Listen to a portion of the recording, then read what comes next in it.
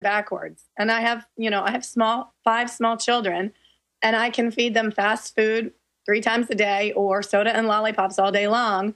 But as soon as I go to Pennsylvania and get a gallon of milk and bring it home for them, I'm a criminal. Oh, yeah. If you want to feed your kids aspartame and MSG and high fructose corn syrup, no problem. The government approves of all that. Yeah, because the lobbies are in there telling them it's all okay. No problem. But if you want actual living food, fresh milk, raw juice, sprouts, all these things, they say, well, it's terrible. So dangerous, so dangerous. The CDC has put out a bunch of propaganda about raw milk being dangerous. And we fought back against that with an article that said pasteurized milk is 150 times more filthy than raw milk. Saw that. That was really great. Yeah. Yeah. What else do people need to know about this issue? Well, that there just needs to be a consumer uprising and consumer support of these farmers, and that, we've got to stand with the farmers who are willing to stand up and keep going despite whatever threats they get. And that's Vernon right now, and he's doing it. So we've got to stand with him. If anybody, anywhere can do this. They can come to the courthouse.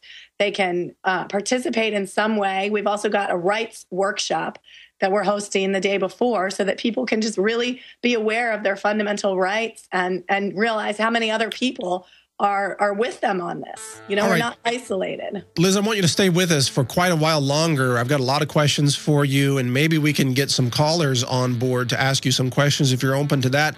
You are listening to The Alex Jones Show and an interview with Liz Reitzig, who is a raw milk and food freedom advocate, an event coming up this Friday in Baraboo, Wisconsin. A lot more details straight ahead here on The Alex Jones Show. Stay with us. We'll be right back after this break.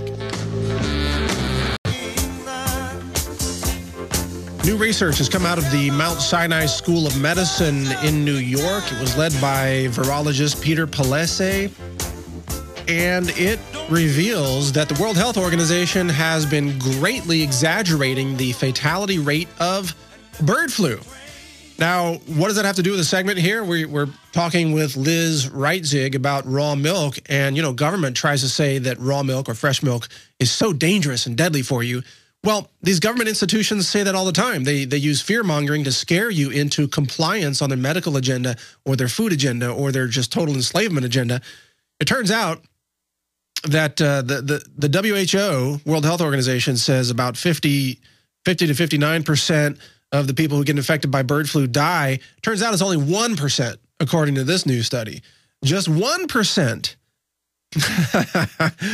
Yeah, well, I mean, how else can they scare people into a stage 6 pandemic if they don't spread a bunch of fear stories? And of course, they're spreading fear stories about milk. So, Liz, are you still with us there? Yes. Hi, Mike. All right. Good to have you on. What do you make of all this fear mongering about milk? What could possibly be in the minds of these government agents who are trying to scare us to death about drinking milk? Well, it's an old paradigm, and there's a lot of new research coming out. Like, a lot of the research they're looking at is 50 to 100 years old, and that's when the raw milk was coming from distillery dairies. So there was a problem at the turn of the century when there was no closed milking systems. There was distillery dairies, which means the dairies were actually in the distilleries or right next to the distilleries, and the cows were fed the slop from them. And then there was no refrigeration or cold trucking or closed milking systems, and there was not good sanitation in the cities. So there was a problem with the production methods and with the actual product, 150 years ago. Right. Well, just like there was a problem with raw sewage flowing down the streets and people getting cholera and dysentery from unsanitary conditions, but that's over now. I mean, people flush their toilets and it goes into Exactly. And so it is true that there is the occasional illness associated with raw milk. And, that's like any food ever. And the only way to prevent that is just to stop eating. And then you have other things to worry about. But this idea that somehow raw milk is inherently dangerous or that it's so much more dangerous than anything else, that is just fear-mongering. Yeah, of course it is. But it's fear-mongering that's very manipulative. It has a specific agenda to scare people into compliance. Fear, it's classic Hegelian dialectic, right? Problem, reaction, solution. Problem being raw milk, they say is dangerous. Reaction, people say clamp down on raw milk. Solution is the processed milk industry gets all the money and has a monopoly. That's the whole system. Right. Or the legalization and tight control of raw milk. Yeah, I guess the regulation of it. If we have the tight control, and the regulators are telling producers how to produce it, and they have to dot every I and cross every T, then if they don't, then they're criminals for that.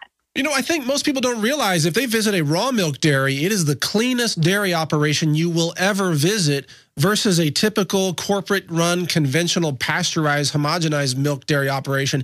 It's filthy. It's blood, it's pus, it's feces going into the milk. In fact, there are allowed levels of all these things in pasteurized milk, which the government says is safe because they pasteurize it. So you're drinking pus and blood and feces. They're a lot less careful about that milk because they know it's going through that kill step. Yeah, well, just what we wanted for lunch, huh? Dead feces, and that's okay for school lunch programs? Right, exactly. Crazy.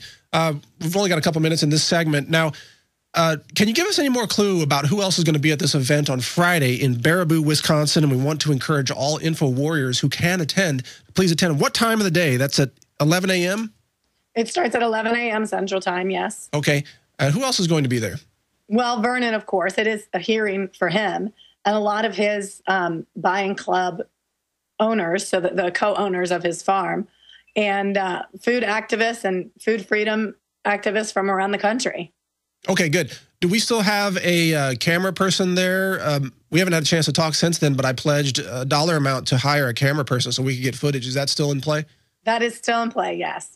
Okay, great. We're doing everything we can to support this. So as soon as you get the footage, let us know. We'll get that posted. We'll share it with Infowars, and maybe they can get it posted on the Alex Jones channel on YouTube as well. Okay. It might become a very interesting event. Okay. Well, that's what we want. I mean, and rest assured that whatever happens there is going to be on the record, on camera. The world is going to see it. It'll probably have millions of views over the next year of people watching that event. Well, I certainly hope so, because it's time for people really to start getting behind the farmers, or we're going to not have that food availability. Well, that's the thing that people don't realize. If they can come after your raw milk today, they can come after your backyard garden tomorrow. They can outlaw you sprouting seeds in your own kitchen counter. I mean, they can outlaw anything. Exactly. Raw milk. Yep. Yeah.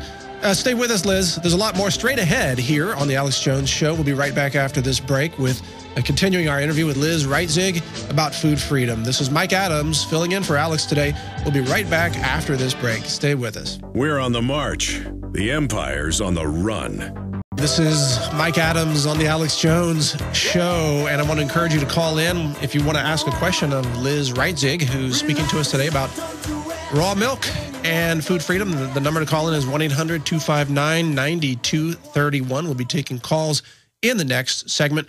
Now, Liz, I've got a question for you. Some part of me thinks that maybe this whole oppression of raw milk and the fact that the government keeps bringing guns to these scenes is an attempt at escalation to try to get a reaction from some raw milk farmer to shoot back so that they can then paint all dairy farmers as terrorists. Have you heard anything along those lines? I mean, that's just my theory, but what do you think? Well, it's an interesting theory. No, I'm a little more optimistic than that, and I think it's just their own aggression. I don't think they're really trying to get the dairy farmers to be aggressive. It's just the government being aggressive in their. Yeah, and when you pit the aggressive government against a very peaceful farm, there's just the contrast is astounding, and it just highlights how aggressive the government is being. Well, and also, isn't it a violation of everything this country was founded on? I mean, we wouldn't have the United States of America if it wasn't for farmers growing, for example, industrial hemp back in the day, producing raw milk and fresh milk, bartering food with their neighbors. I mean, that's what this country was founded on. That's right, and that's what I mean. Historically, it's like that's what builds communities, and that's what strengthens them. Yeah. Well said. Absolutely. I do want to go to callers here. Yeah, we've got plenty of time. Okay, let's go to Nathan in Oklahoma. You're on the air with Liz Reitzig on the Alex Jones Show. Go ahead, Nathan.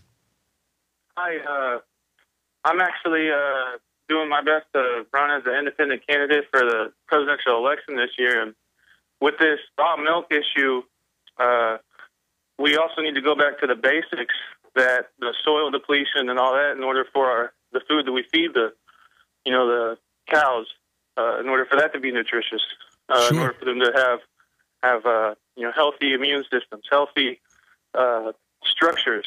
Couldn't agree with you more, Nathan. Are you a farmer, or do you have experience as a farmer? Yeah, a lot of my relatives are. Do you have a question for Liz? How would you propose to get on a larger scale healthier milk and real milk to Americans? Well, it's just going to happen one farmer at a time. And, what they're going to need to do is, and a lot of them have begun, they're going to need to transition from the conventional dairies back out to pasture. And I know, I totally agree with what you're saying. The soil is very depleted. And it took thousands of years for the soil to develop to the point where it was as rich as it was when, for example, when the buffalo were roaming. And to get it back, farmers are really going to have to be good stewards of the land and cultivate the land. And consumers are going to have to help with that. There's just no getting around it. We cannot just sit back and let the farmers do all the work anymore. We've got to be active participants in our own food supply. Yeah, know where your food comes from and buy local whenever you can. Thanks for your question, Nathan. Good question. Joe from Arkansas, you're on the air with Liz Reitzig. Go ahead, Joe. Yeah, okay. My question for Liz is this. I suspect that one of the main reasons for the decline of America in the late 20th and 21st century is milk pasteurization, and here's why. This is my suspicion. Because, as I understand it, the brain has a lot of fat, and the brain needs healthy fats growing up and developing. That's right. And that the main fat that kids used to get growing up, the main healthy fat that they would get would be from raw milk. And when milk started to be pasteurized, the kids wouldn't get that healthy fat that helps the brain develop normally anymore, so that they wouldn't be as intelligent and have as good of a moral nature as kids growing up used to.